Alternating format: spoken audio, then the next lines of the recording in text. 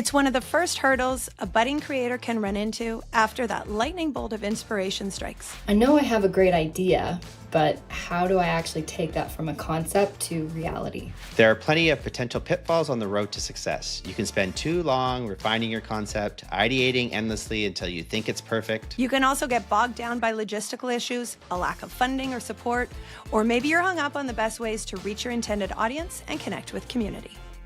Finding the right team is tough. How do I connect with the right people to collaborate with? Whether you're a filmmaker, a digital content creator, live streamer, or podcaster, every journey starts with an idea. So let's find out how we can get that idea out of your head and make it real.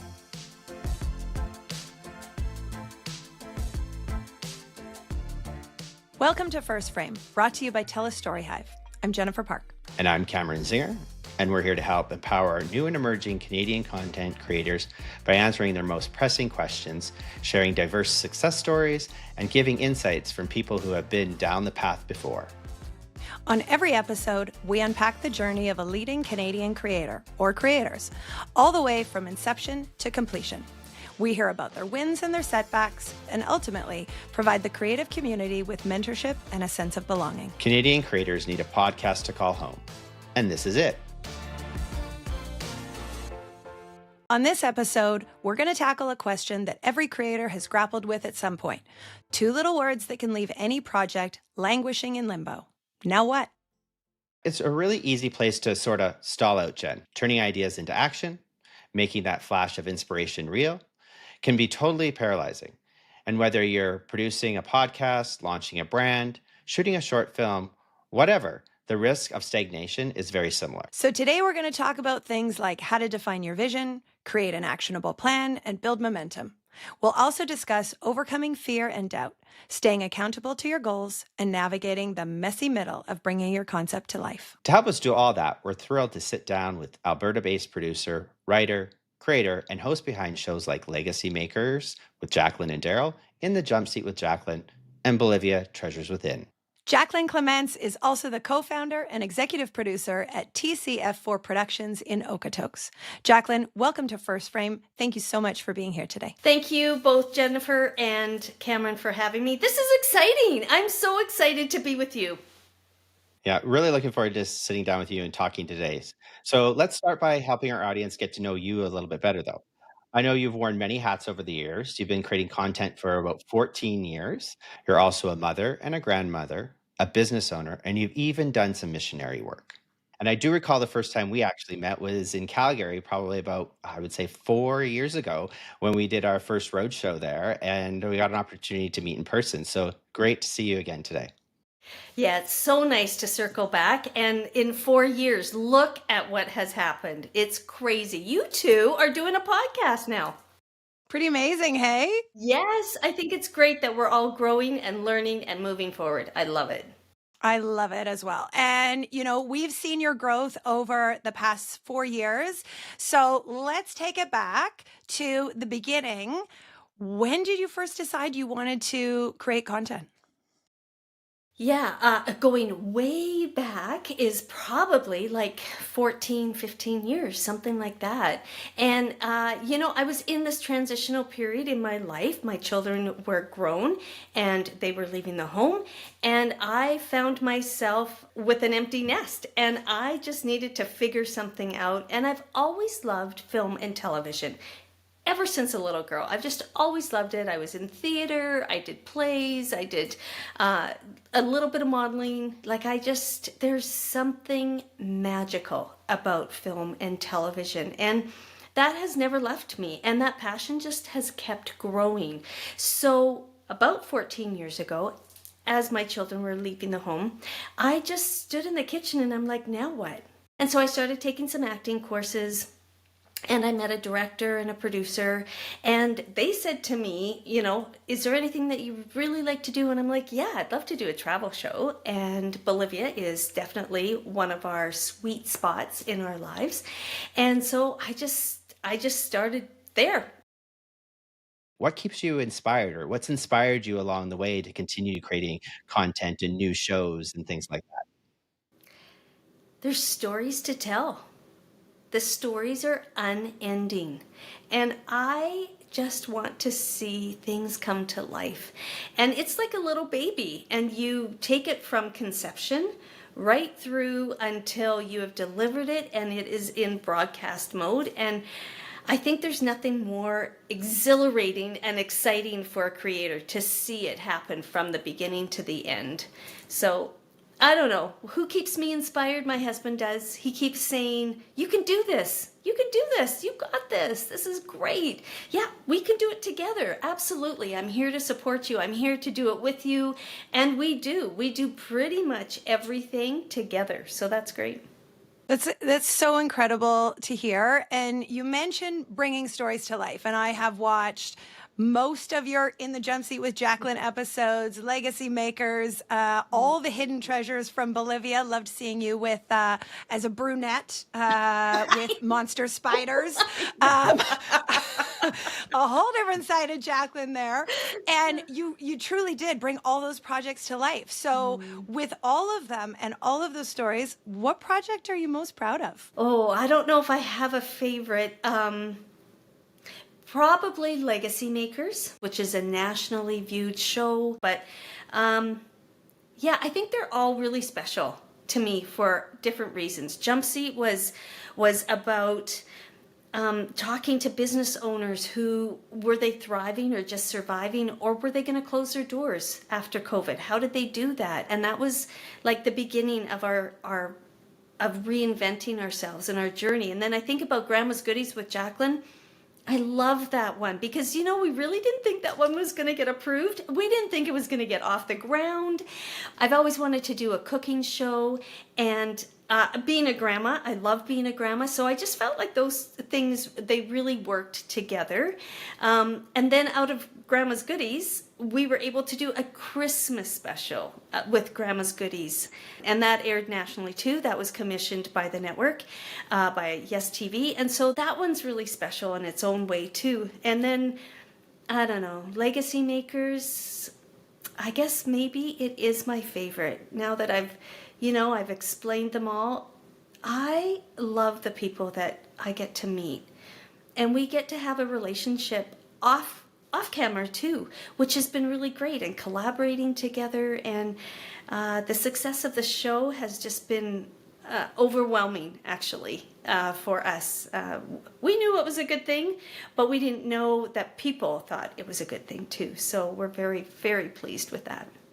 That's so exciting to see your journey over the past few years and where you're at now. So that brings us to part 2 of our conversation, where we would like to zero in on some of the challenges that you faced along the way to becoming a successful creator. So I'm sorry for bringing it up, but I do know that you lost your longtime co-host, Daryl Chance, late last year. I'm very sorry to hear that. Yes, our sincere condolences, Jacqueline. I imagine this is right up there with one of the hardest things you had to overcome in your career. Yeah, thank you. It was. It was really difficult. I miss him. We had shot 16 episodes of season 3, and so we still had 10 more to deliver to the network, and so I did the last 10 on my own, and that was a really difficult taping. The things I have learned, nobody can teach you in school. No textbook, no teacher. You are just living life through these moments. It was such a public event of his passing. So there were lots of things that we were dealing with. Yeah, the resilience you had, Jacqueline, to probably come back after that was something. So again, our condolences. What other challenges have you maybe faced then throughout your career? Well, a couple of things come to mind, like your mindset, for sure. I think there are so many moments where there are naysayers that you're going to come across, and they don't know what your vision is. All they see is just what's in front of them. They don't see all the behind the stuff. And by wise choices, you don't tell everything to everybody. I think not looking for permission from other people to follow your own dream and vision is one of the things that I would really encourage young creators and seasoned ones as well, to really develop that within yourself. You don't need permission from other people. They may not get it. They may not like your vision. They may not like your dream. It doesn't matter. I just would encourage you to follow through. Yeah, absolutely. And I think there's so many people who are waiting for permission from other people or approval from other people or that support from other people. And that can cause a lot of self-doubt as well. Outside of that, though, in your journey, and I know you were creating content prior to coming to StoryHive, but through your journey, what do you think has been your biggest pain point? The biggest pain point would be funding. It is so difficult. Things are expensive. And you have to be, we've already used the word resilient, but you have to have gumption. It's about being resourceful, taking initiative. And I just think you have to be creative. So not just creative in a script or a storyboard, but you have to be creative with funding. Like, how are you going to get sponsors? You need sponsors because there isn't enough money. Even big movies have showrunners. They have people that go out and are looking for money because there just isn't enough to be able to pull it off. What would you then say as to the importance of building community, getting support for your project, getting people to help you, those types of things? It's so essential that you have built some relationships within your community. And it's not just about taking. You have to give something back. It's about collaborating. And that's such a trendy word, but I think it's always been something that content creators, filmmakers, that they just do. I think you have to go in, you have to meet people, you have to do it in person. Cold calls, it can work, but really it's about making the relationship with the people. You have to get out there and you have to make yourself known because there is no bigger advocate for you than you. 100%. I agree with that. And it's interesting to say that because we talk about that all the time with our creators, that it's, much harder to say no to someone in person than it is, to your point, with a cold email or a phone call. So go in, be in person, and make those connections is really important. If you could talk to your younger self and give yourself a piece of advice when you first started creating content for the first time, what would that piece of advice be? Well, part of my journey has been accepting who I am. So I would look back and I would say, you know what? You're not just pretty on the outside, you're beautiful on the inside, and you can do this. You have an inner strength that you do not know you have yet. You have not even begun to tap into it. And I've done a lot of crazy things in my life. I've lived overseas. I've had my children overseas in a different culture. We've moved across the country. I've homeschooled. I've taken care of aged parents. But I would look back at myself and say, you have an inner strength that you haven't even begun to tap into. So don't waste time. Just start. It's always a no unless you ask. So just start doing it. Great advice. That is great advice. Now it's time to lighten things up a bit with a new segment we like to call Cutting Room Floor. I know we've been talking about how to make ideas real, Jacqueline, but now we want to flip the script on that. Exactly. We'd love for you to tell us about an idea you've had that never saw the light of day for one reason or another. In other words, what's the best or worst concept you've come up with that never went any further than that?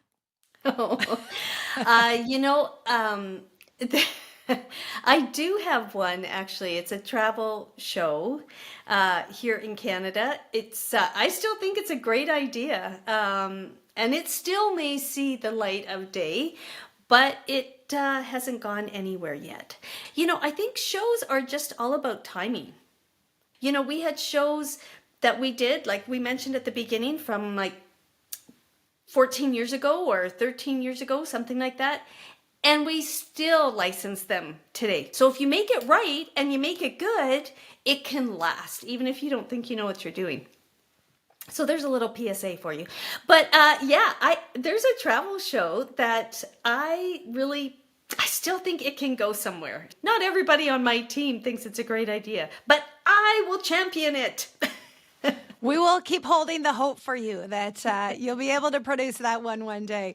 You never know what's going to be the next big thing. You never know what's going to take off. And every idea has value, I think.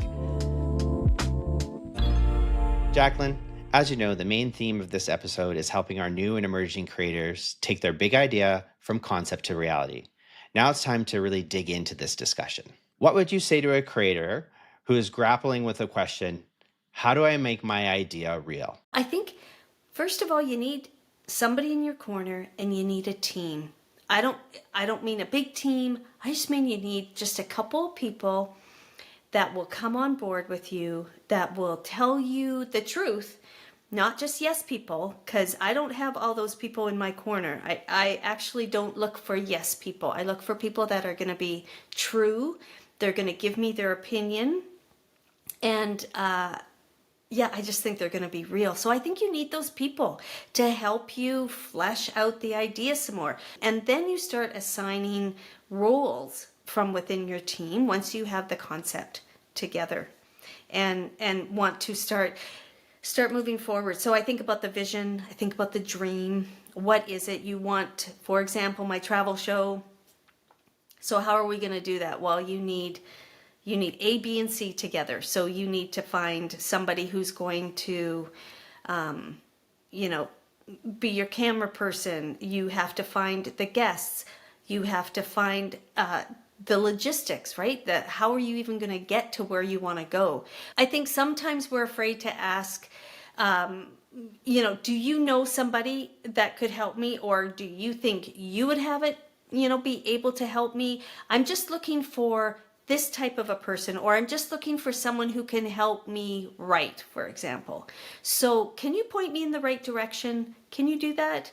There's lots of people that would love to mentor new creators coming out, new content creators. So I think don't be afraid. You're your biggest stumbling block if you're not your biggest advocate. You found your tagline, I think. So it sounds like the first steps of the project are building out your idea, finding your community, starting to map out some of your logistics. Now, once you've done some of that, how do you keep the momentum going? That's really hard because there are lots of obstacles that are going to come up. For one, some naysayers. They're going to hear your idea or they're going to think, oh, media, oh my goodness, there's no money in that. So, you have to be really prepared for that. So I would say some of your preparation is self-preparation. Make sure you are reading something from the industry. I don't care what it is, but it's something that keeps you engaged in the industry. And if you can work in the industry, I think that also keeps the momentum for you going. So maybe it doesn't help you put your project together, but you might meet somebody. For example, I did background and I had a couple of small roles on TV shows. And when you're on set like that, you're always meeting other people that want to be in the industry. So talk to them, find out what they're doing, find out what works for them, what hasn't worked.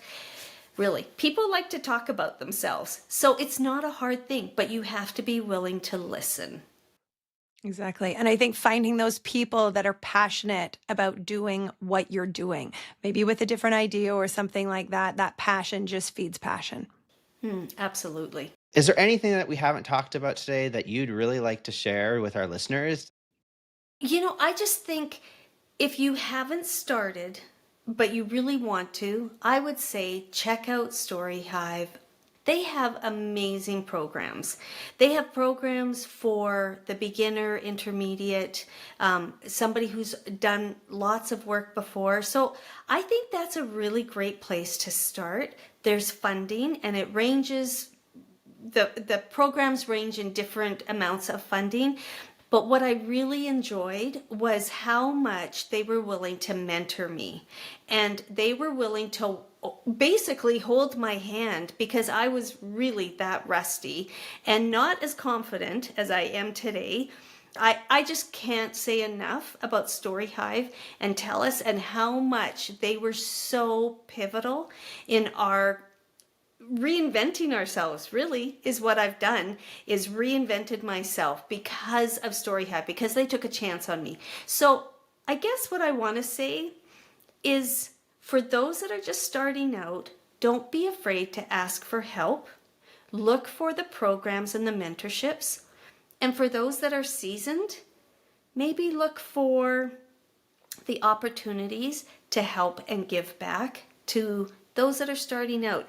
And one of my mottos, and I use it all the time, is you're never too old and you're never too young to start something new. And it is one of my personal mottos, and I use that quote all the time because it's really important, and I've done it so many times in my life. And it's so true. And I think that goes to the point of you don't have to know it all before you start. You can learn it along the way. Jacqueline, this has been a really helpful conversation. We have so much to unpack, but first we want to send out a big thank you to you, our guests, for joining us today. Just one final question. What's next for you, and how can our audience keep track of what you're up to? Yeah, follow me. So I am on Instagram, Jacqueline Clements. There's an underscore in between my name. Legacy Makers Talk Show. It's on Instagram. I'm on LinkedIn, Jacqueline Clements. We're on YouTube as well, Legacy Makers Talk Show. I think what's really exciting is we do have a few things in the hopper. One thing though is that we've been moving to changing the talk show name from Legacy Makers with Jacqueline and Daryl to just Jacqueline, Legacy Makers with Jacqueline. And so we are praying and hoping that we will be greenlit for season 4, which would be incredible because in season 4, we will hit our 100th episode. And honestly, if anybody knows anything about TV, hitting the 100th episode is absolutely, it is the goal. It is the goal marker. So, so we're really hoping that comes to fruition, comes to pass. And, of course, we're going to have a little bit of party celebration for that too. Perfect. And we'll be watching. Jen and I always like to watch out for our alumni through our StoryHive programs. So congratulations, and we do hope you make that 100th episode. And best of luck. And thanks for sharing your insights and your experiences with us here at First Frame. Thanks for having me. Good luck, everybody. I'm cheering you on. Thanks so much, Jacqueline. So Jen, what do you think was the biggest thing that we took away from today's chat with Jacqueline? She shared a lot today, which everything she shared I think is going to be useful to, someone who's really looking to get into content creation. I think the key for me is believe in yourself, believe in your idea, and just start. Take the step.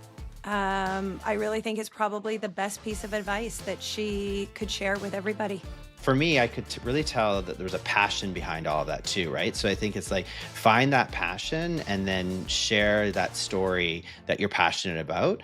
It really came through with all of the different projects that she shared with us today. You could tell she was passionate about every single one of them, especially when you tried to ask her exactly which one's her favorite. And she, put her on the spot. It was like asking her to pick her favorite child, right? It's definitely a tough one. Is it the one that sort of launched your career? Is it the one you're currently working on? It's definitely a tough piece for sure to decide. But overall, I think the takeaway is believe in yourself, find your tribe that's going to have the passion that you have.